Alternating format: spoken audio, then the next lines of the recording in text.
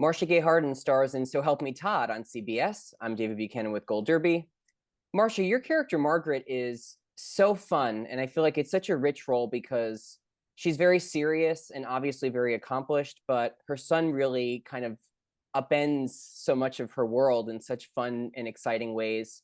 What about the role when you read it on the page most excited you and most appealed to you? I think I loved the fact that it was a comedy. For me, at first glance, it is a comedy. And even if Margaret is ostensibly serious, it's because she's serious sort of about her work.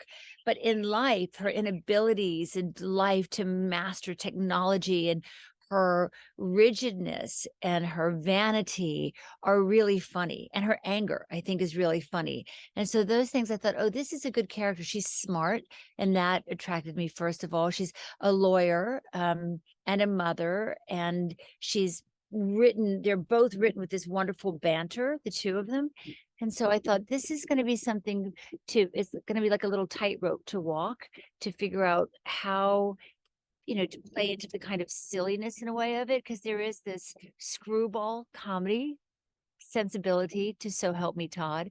Then there's the whodunit aspect. It's sort of the whodunit that America loves to solve on Thursday nights. And then there's this real big family heart.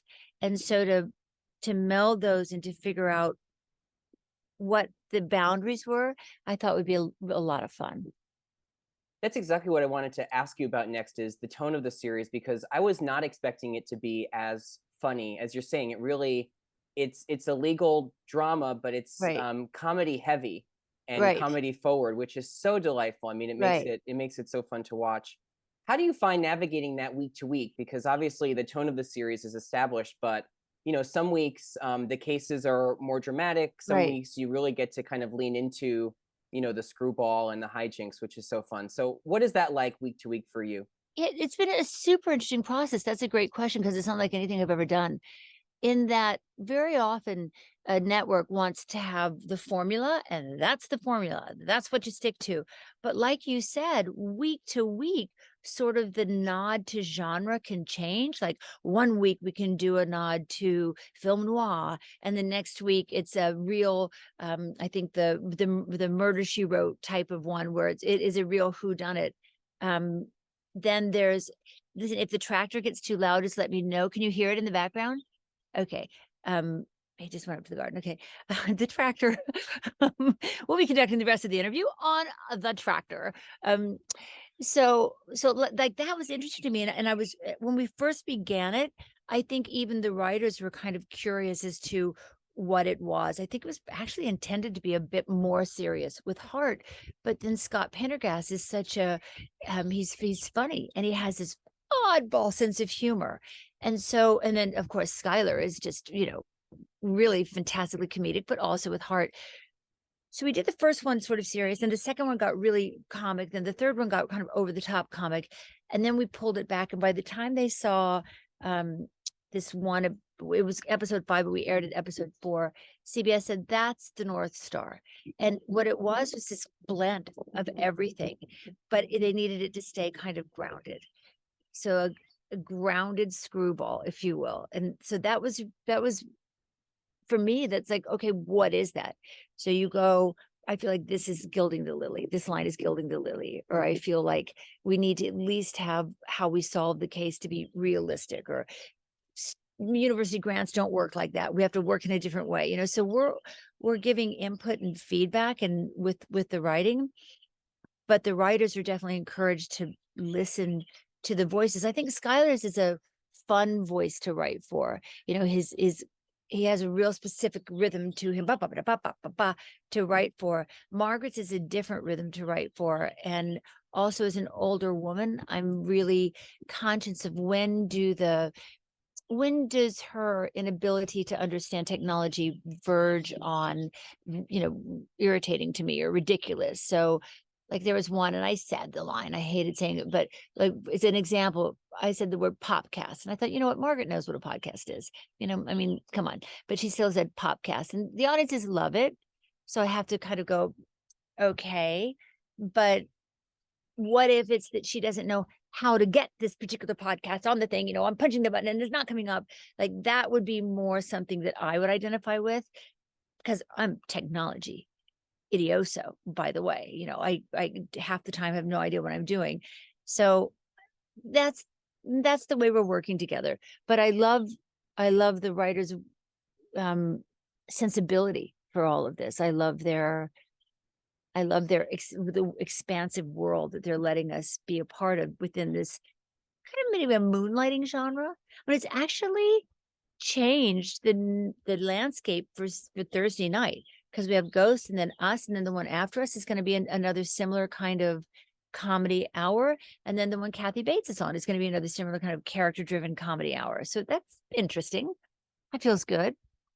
Very good. And I think you're pulling out so much about what makes the series so unique. And I wanted to ask you too, because you're a producer on the series. And correct me if I'm wrong. I don't know if I believe this is your first producing credit on, on a series, or on On a a film. series. Yeah, on a Yeah. series. So just tell me about what does that look like for you? Because it sounds like from what you're saying, you have a lot of input into shaping the character. When you get these scripts, what feels right, what doesn't. Does your role as producer give you more leeway to shape the character? What is that? How has that been for you, working on this series in particular? I think it's an honor for me to be in this position, and I take it really seriously. I understand that there are boundaries that wouldn't be really appropriate to cross, but then the other side of that coin is that I have, over 40 years of experience. I'm probably the oldest one on the set, practically. I mean, I am the oldest actor, of course, on the set, but I'm older than most of the writers, and I have a lot of experience under my belt. And so it feels good at this stage in my life to say, I do have the experience and the knowledge to be able to weigh in. So I can weigh in. I won't change and edit, and I certainly wouldn't change anything to sort of glorify myself. But I can say this here, this if you really want them to cry, maybe we need to go in a little bit closer here or pull back out here. Or I do believe in this line. Feel like it's too bad that you cut it because it was a real period on the end of this wonderful little ditty. So you always can anyway. You can speak anyway. But I feel like the title producer um earned me sort of a place at the table, a chair at the table. And now it's up to me to make sure I have good manners at the table, because everybody's really valuable. And one of the things I learned really quickly, and I know this myself just as an actor, no shuts people down. There's nothing that shuts you down faster than no. My very first film experience was Miller's Crossing. And those directors, Joel and Ethan Cohen, had a way of saying, oh, yes, yes, yes, that was great. That was great. Okay, now let's try it like this. So they never made you feel embarrassed about your creative instinct, your impulse, but they would slowly guide you into what they wanted, but also knowing that their final say is in the editing room. And I had in that movie, I felt like I had made a much more kind of warm and not necessarily warm, but a more melodic Verna. And when I saw that character, she was very poker faced and very poker voiced. And I'm like, they had other takes that were more, effusive. They didn't want effusive. And so they knew they could shape it. And you can always shape something in the editing room. But I do want to be looking at scripts. I want to be looking at stories. I want to be looking at how we work. So for instance, Skylar and I banter, Margaret and Todd banter a lot, but it's important to remember that arguing is not bantering. And sometimes we can slip into arguing and I'm like, we got to make sure we're bantering. Or for the women in it, I can say, let's cast, I think maybe one of the more important moments that I had, and would they have listened to me as an actress? They would have, but it just feels better. It feels good. We had the bombing episode, and the bombing episode was a really beautifully written, dark and much more serious episode. The rhythm of it is much more like of a dirge, is building tension without a lot of comedic relief in it. And that was a first for us to do, one of the more serious ones. And there's a Black man who's on death row, and Margaret's been fighting for his exoneration. And we had me speaking to a Black reporter about it and sort of educating her on some level about the state of systemic racism in the prison. And that was uncomfortable for me. I felt like I feel a little bit like a white savior right now, but she's Black. She would know it. And so, but she can't be educating me because I'm the lawyer. So I have to know this already. So please, can we have we can have Lyle in the room. We need to have Lyle in the room the, sharing this dialogue and sharing this language and sharing this journey for this character. And everybody agreed, but that was something for me that was like, oh, that's how you can use your place at the table, because these people are writing so much so fast. They're writing they're writing it every 8 days a new episode, and it just gets faster and faster and faster and faster. And so sometimes things can just be missed, just be overlooked, or we call them widows. There'll be a widow from an old script. This doesn't make any sense. Well, that's from an older script before all the cuts came in and all the CBS notes came in. So I thought, well, that's what you do. You use your seat at the table to just kindly and generously and, non-defensively and non-aggressively make it better if you can, because everybody's good and everybody's fighting for the same thing. We want a level of excellence within the genre that we do. My sister wrote me, she said, oh, it's corny. And she's not wrong. There's some corniness to it. There's, a lot of stuff you have to sort of stretch your imagination, and that's okay. So it is a specific genre. And within that genre, I'm super excited to be a part of helping shape it. Well, it sounds like the producing role really fits you like a glove, and you bring so much above and beyond just the performance. I do want to ask you a few more questions about the role, though, especially how you work with Skylar. How quickly did you find that rapport? Because that obviously that needs to work for the series Yeah. to work. Yeah. And the two of you together are just so magnetic. So how quickly did you find, that dynamic as actors? It was pretty immediate with Skylar. We had a scene in the pilot where we had to be basically bouncing off of each other, and it was written so you could see the rhythm on the page. And boy, he would throw the ball at me and I'd throw it right back, and it was really pretty immediate. And then he'll say, Skylar's super good with ad libs, and he's super good with the buttons on a scene. And so he'll suggest something to me to do, or I'll be watching him and I'll go, what about that? Or keep moving toward the camera. It's funnier when you move toward the camera and they just like go off. So when that world is open, because we trust each other, it's really, really good. And it only working with an actor of that caliber can it make you better. So that's how it feels. We'll know little rhythms or little things, like we call it, oh, should we do our little doot do? And that usually means something like there's going to be a corner and we're going to go whoop, peering around the corner, because little things like that say comedy, but we still try to do it in a grounded way. Yeah, now we have our own language of things that work, which is fun.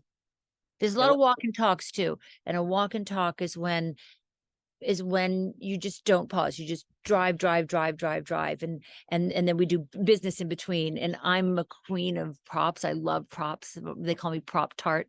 And Skylar's the king of the ad libs. So we have a kind of a good simpatico. Yeah, I love that episode with the firewall when you're on opposite sides of the case, and all of that kind of silent work because you and Skylar can't speak.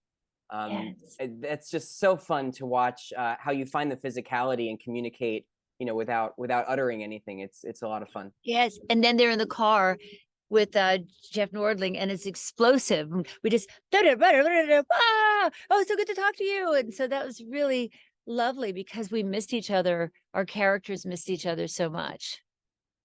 Yeah, let's talk about the season finale. It's been a couple weeks since it aired because it's really a very emotional episode for Margaret. A lot happens, and one of my favorite scenes is when she finally stands up to herself with Beverly named partner, and Right. Defends Todd, defends her worth. Kind of says that she's willing to leave, for her self-respect, and she finally gets what she's been kind of looking for the whole season, which is that named partner status. How cathartic was that scene for you to shoot? kind of giving voice to things that I'm sure Margaret has felt and maybe has been pent up, for all 21 episodes. That's a good question, David, because with how old are you? Almost 30, actually, almost Okay, so 30. you're a baby. So, when you really, really, really want something and someone fights you every step of the way, there's a moment where, like what Margaret got to, where they said, you know what? I don't want it anymore.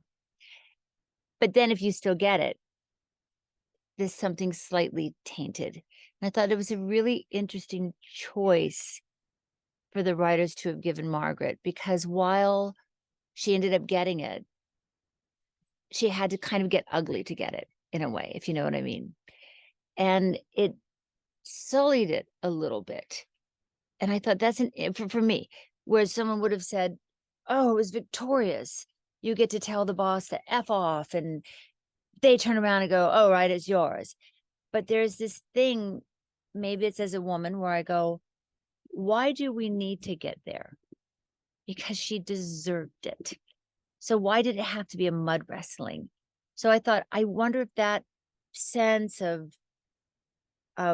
because it wasn't quite victory, right? It wasn't like I saw the case, they gave me the thing, and everyone's celebrating, we're eating ice cream. It's not that. It was a fight and a test. And Margaret had said, I'm sick of being danced around like a puppet for you while you know, you dangle this thing in front of my face, this named partnership. And then she was literally dancing in that scene because Beverly was puppeting her again. So I thought the subtext of it was really interesting because it kind of reads like a victory, and you could have played it and shot it like a victory, but there was just this minor, a minor note, a minor chord where it wasn't quite a victory. So I wouldn't say cathartic. It was like she got it. Huh. It doesn't feel as good as she thinks. However, to tell someone that they're being rude and abusive, that does feel cathartic in an honest way. You finally say what it is you need to say, and you realize that that your own worth is more important than lowering yourself to this behavior in a way. Does that make sense? Oh, absolutely. That's such a rich reading of the scene. I'm so glad you teased it out like that. Before I let you go, I want to ask you just a question on Uncoupled, your other series and role, because Claire is so different from Margaret, obviously. Mm. But what struck me when I was watching both of these shows is we kind of meet them at similar points in their life. They've just been left by their husbands. It's such an interesting kind of parallel. How did you play them differently? Did you see any similarities in the role? Did one kind of shade into or help you kind of find the other? What was the experience like of playing these two women kind of in close proximity to one another? Well, the first thing I'll say is there is definitely a similarity. They're both very vain. And the vanity of both of them, for me, is what makes them funny and fun. And they're both slightly grand. And I think there's nothing more fun than playing a little bit grand and seeing someone who's a bit grand have like a bit of hubris. My kids even tease me and they say, Mom, when you walk in, you're like, hello, I'm Marcia Gay Harden. I'm like, I do not say it like that. I don't. But they're like, you do, Mom. You can be a little grand. So having like even maybe it's Tony's that little Marcia Gay, you can always say it, and then whatever. So there's this sense of their grandness and their position in society. Claire is so much higher position, and she's been so much more kind of publicly betrayed that I think her level of shame and her level of confusion is much more than Margaret's was. Margaret's baffled. Claire was very angry and very ashamed. Also, Claire seems to have been a bit protected. Margaret has a gay son. Margaret's a lawyer. She's out dealing with people all the time. There was a sense of Claire being protected up in that high apartment that she would go smoke, but still smoking inside, but blowing it out the window as if it didn't get inside.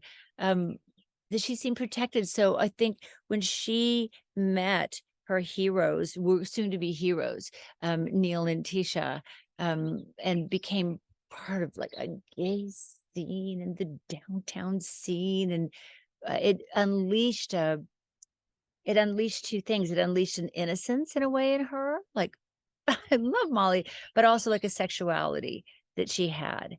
And I feel like Margaret is more controlled and much more suspicious. Margaret's much more like, even though we've given Margaret in the finale a kiss with Gus, it feels like it's a little more.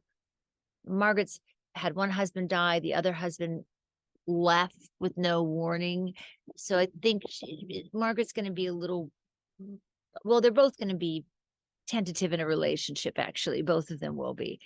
To play them differently, I think I think Margaret's sillier, and I think Claire's level of anger is probably a bit more ferocious. You know, she had a jackhammer or whatever it was, right?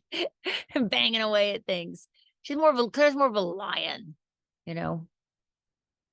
Absolutely. Marcia Gay Harden, congratulations on So Help Me Todd and Uncoupled. Thank you so much for talking to Gold Derby today. Thank you. It was really lovely to talk to you.